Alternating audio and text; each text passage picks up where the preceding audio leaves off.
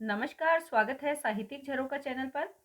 आज हम कर रहे हैं विद्यापति की पदावली। इसका एक वीडियो मैं डाल चुकी हूँ। आज हम दूसरा पद करेंगे जो विद्यापति के पदावली के अंतर्गत वसंत खंड से लिया गया है।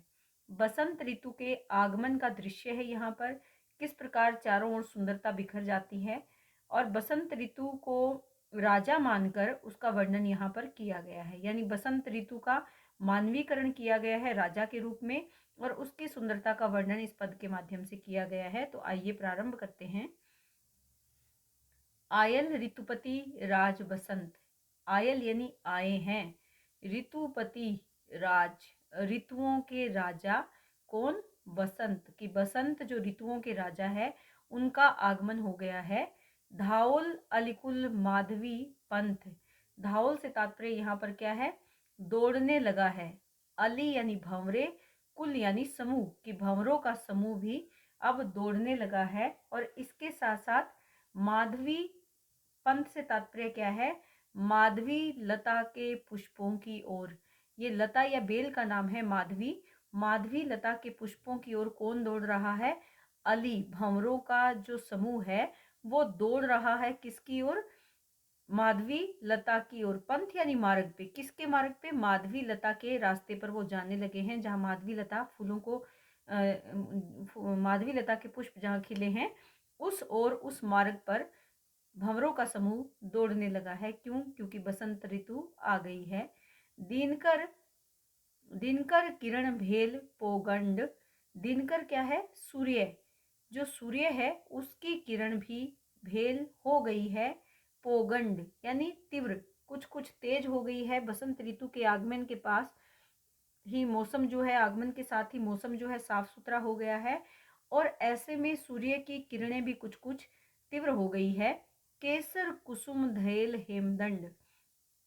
और केसर के जो फूल हैं, केसर के जो पुष्प हैं, धैल हो गए हैं, धारण कर लिया है।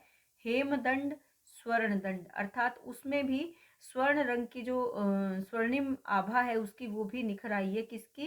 केसर के फूलों की। नृप आसन नव पीठल पात। नृप यानी राजा का। कौन से है यहाँ पर राजा? यहाँ राजा बसंत है। जो बसंत राजा हैं उनका आसन नव पीठल, नए पीठल यानी पेड़ के, पात यानी पत्ते, कि पेड़ के नए पत्तों ने जो राजा है उसके लिए आसन बना दिया है, या पेड़ के नए पत्ते बसंत राजा के आसन के रूप में बिछ गए हैं। कांचन कुसुम छत्र धरु माथ। कांचन यानी कांचन यहाँ पर क्या है? चंपा के फूल के लिए कहा गया है। कांचन क्या है?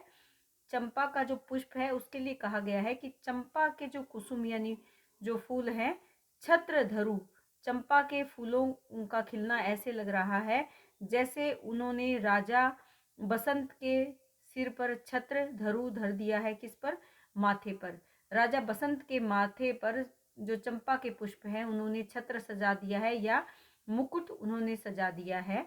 मोली रसाल मुकुल भेल ताए। मोली रसाल, मोली से अभिप्राय यहाँ क्या है? मोली यानी मुकुट, रसाल, रसाल रस से भरे हुए, मुकुल किसके? आम्र, जो आम्र मंजरी है उसकी रस, रसाल यानी रस से भरे हुए मुकुल। तो रस के भरे हुए मुकुल किसके होते हैं? आम्र की, आम की जो मंजरियां है। भेल ताए बन गई है, ताई यानी उसके, कि मुकुट बन गई है। कौन बन गया है? यहाँ पर चंपा के जो पुष्प हैं उससे छत्र बन गया है। छत्र कुछ इस तरह से, जो ऊपर छत्र होता है वो छत्र बन गया है। और जो मुकुट है, मोली यानी मुकुट है, वो किससे? आम्र की जो मंजरियां हैं, आम की जो मंजर मंजिर लग गए हैं उन मंजरियों से वो क्या बन गए हैं? ताई यानी उसके सिर का मुकुट बन गए हैं। किसके? राजा बसंत के। सम्मुख ही कोकिल पंचम गाए। सम्मुख, सामने ही कोकिल यानी कोयल पंचम राग गाती है। यानी जो कोयल मीठे स्वर में गाती है तो वो ऐसे प्रतीत हो रही है कि कोयल राजा बसंत के आगमन पर उसके सामने पंचम राग गा रही है। यहाँ पर जो संपूर्ण पद है उसमें समासोक्ति अलंकार है। इसके साथ साथ कांचन कुसुम में अगर हम देखें तो अनुप्रास अलंकार भी है। प्रसाद गुण है, संपूर्ण पद में संगीतात्मकता है। आइए आगे देखते हैं इसी पद को। सिखी कुल नाचत अलिकुल यंत्र, अर्थात शिखी कुल, शिखी कुल क्या है? मोर, जो वहां पर मोर हैं वो मोरों का कुल यानी समूह, नाचत नाच रहा है, अली कुल और भंवरों का जो समूह है वो यंत्र बजा रहा है। संगीत के जो यंत्र है उनका गुनगुनाना या उनकी जो ध्वनि है वो कुछ ऐसे लग रहा है जैसे वाद्य यंत्र बजा रहे हैं। और मोरों का जो कुल है, जो मोरों का समूह है वो नृत्य कर रहा है बसंत ऋतु के या राजा बसंत के आगमन पर। द्विजकुल आन पर आसिक मंत्र, द्विजकुल, द्विजकुल से तात्पर्य क्या है? पक्षियों का समूह, द्विज अर्थात पक्षी, कुल अर्थात समूह, कि पक्षियों का समूह वहां आकर, आन, आन यानी आकर पढ़ रहा है आसिक मंत्र, आशीर्वाद के मंत्र पढ़ रहा है। पक्षी भी वहां पर सभी एकत्रित हो गए हैं और वो ऐसे प्रतीत होते हैं जैसे कि आशीर्वाद का मंत्र वो पढ़ रहे हों। आशिक यानी आशीर्वाद। चंद्रा तप उड़े कुसुम पराग, चंद्रा तप जो चंदोवा से, चंद्रा तप यानी चंदोआ, चंदोआ से कुसुम यानी पुष्प, पराग उड़ने लगते हैं। मलय पवन सह भेल अनुराग, मलय पवन से तात्पर्य यहाँ पर क्या है कि मलयाचल, जो मलयांचल है, मलयांचल का जो इलाका है वहां से आने वाली जो पवन है, हिमालय से आने वाली जो पवन है उसके साथ सह, सह यानी साथ, भेल अर्थात हो गया है, अनुराग अर्थात प्रेम, कि चंदोआ से जो पुष्प पराग है वो उड़ने लगा है। चंदोआ से यहाँ पर जो तात्पर्य है चंद्रा तप यानी जो चंदेवा है उससे पुष्प जो उड़ रहे हैं उनका पराग इस तरह से उस पवन में, जो हिमालय पर्वत से या मलयांचल से आने वाली जो पवन है उसके साथ वो उड़कर आ रहे हैं और ऐसे लगता है कि उसका उनके साथ अनुराग हो गया है, प्रेम हो गया है। कुंदवली तरु धैल निशान, कुंदवली ने, कुंदवली, कुंदवली ने इस बसंत राजा की धैल, धैल यानी हो गए हैं या धारण कर लिया है, निशान अर्थात रूप, कि बसंत राजा की पताका का रूप धारण कर लिया है। जो कुंदवली है, कुंदवली से मतलब है एक प्रकार का ऊंचा पेड़, कुंद का जो पेड़ है या कुंद की जो बेल है, वली अर्थात बेल भी है, कि एक प्रकार का जो ऊंचा वृक्ष है, तरु, यहाँ पर तरु दे रखा है तो आप बेल ना करें, कि कुंद, जो कुंद का जो पेड़ है तरु, उसने धैल धारण कर लिया है, निशान किसका? बसंत राजा की पताका का या उसकी ध्वजा का निशान धारण कर लिया है। तथा पाटल तून, पाटल यानी पलाश, पलाश के नहीं, यहाँ पर पाटल ही आएगा, कि पाटल के जो पेड़ है, एक प्रकार का पेड़ है पाटल, किंसुक का मतलब होता है पलाश, तो यहाँ पाटल है। पाटल तून, जो पाटल वृक्ष है वो तून अर्थात तरकश, वो तरकश बन गया है। अशोक दल बान, और अशोक के जो पेड़ हैं, अशोक के जो वृक्ष हैं उसके दल अर्थात पत्तों ने बाण का रूप धारण कर लिया है। अशोक पेड़ के जो दल अर्थात जो पत्ते हैं वो बाण बन गए हैं और पाटल क्या है? तून अर्थात तरकश बन गया है। कि किंसुक लवंग लता एक संग, किंसुक यानी पलाश और जो लवंग है, लवंग लता, लता यानी बेल, पलाश के पत्ते तथा लवंग लता ने एक संग, एक साथ होकर धनुष हेरी।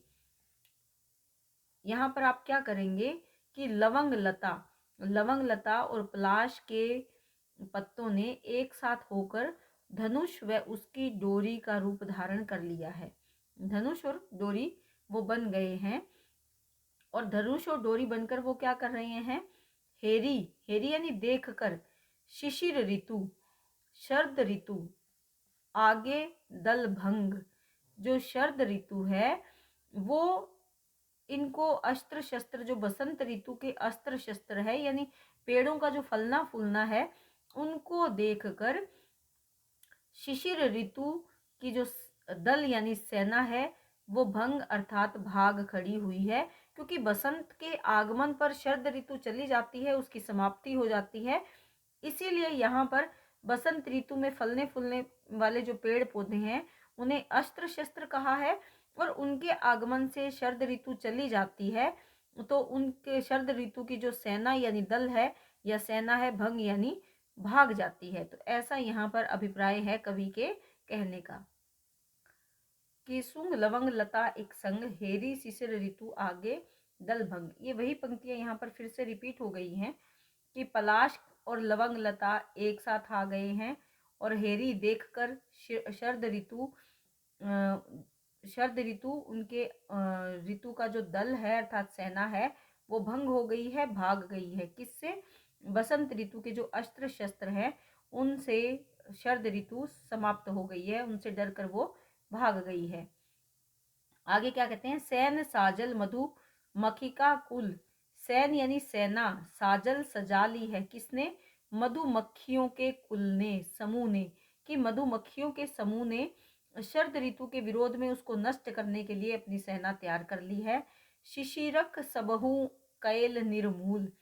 शिशिरक यानी शरद ऋतु को सबहु सबने कैल कर दिया है, निर्मूल यानी नष्ट, कि मधुमक्खियों की सेना ने शरद ऋतु को पूर्णतः नष्ट कर दिया है। क्योंकि जब बसंत ऋतु आती है तो सर्दियां भी अपने छत्तों में रस भरने के लिए फूलों के पास मंडराने लगती है। तो उनको देखकर ऐसे लगता है कि इन मधुमक्खियों ने शरद ऋतु को नाश कर दिया है, निर्मूल कर दिया है। मधुमक्खियों की सेना जैसे ही बाहर आती है अपने छत्तों को त्याग कर, तो ऐसे लगता है जैसे शरद ऋतु उनको देखकर भाग गई है या नष्ट हो गई है। उदारल सरसिज पावल प्राण। और इसके साथ साथ उदारल बसंत ऋतु ने क्या किया है? उद्धार किया है किसका? सरसिज यानी कमल का। पाउल प्राप्त किए हैं प्राण। और कमल ने बसंत ऋतु के आने पर जैसे नए प्राणों को प्राप्त कर लिया है और इसके बदले में निज नव दल करु आसन दान।